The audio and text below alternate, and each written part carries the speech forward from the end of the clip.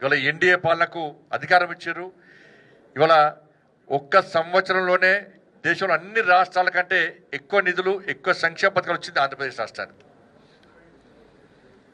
ఇవాళ ఆంధ్రప్రదేశ్ ప్రజలు ఇవాళ మోడీ గారు రుణపడి ఉండాలి.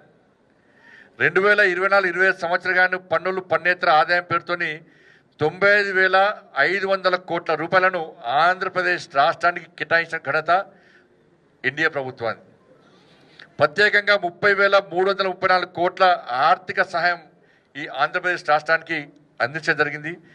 యూపీఏ హయాంతో పోలిస్తే ఆర్థిక సహాయాన్ని 263% అధికంగా ఈ రాష్ట్రానికి ఎన్డీఏ ప్రభుత్వం అందించింది. ఇవాళ మూలధన పెట్టుబడుల ప్రత్యేక సహాయ పథకం కింద ఆంధ్రప్రదేశ్కు 5,604 కోట్ల రూపాయలను ఇలా మంజూరు చేసిన ఘనత నరేంద్ర మోడీ ప్రభుత్వాన్ని, ఎన్డీఏ ప్రభుత్వాన్ని. అమరావతికి 22,000 కోట్ల బాండ్స్, వరల్డ్ బ్యాంక్ ద్వారా 15,000 కోట్ల రూపాయలు, హడ్కో ద్వారా రుణం 12,000 కోట్ల రూపాయలు, జర్మనీ బ్యాంక్ 5,000 కోట్ల రూపాయల నిధులను సమీకరించిన విషయాన్ని మనం గుర్తుంచుకోవాలి. మొన్ననే విశాఖపట్నం పర్యటన సందర్భంగా మోడీ గారు దాదాపు 2 లక్షల కోట్ల రూపాయల విలువైనటువంటి అభివృద్ధి పనులను వారి స్వహస్తాలతో శంకుస్థాపన చేసిన విషయాన్ని, ప్రారంభోత్సవాలు చేసిన విషయాన్ని మనందరికీ తెలిసిన విషయమే.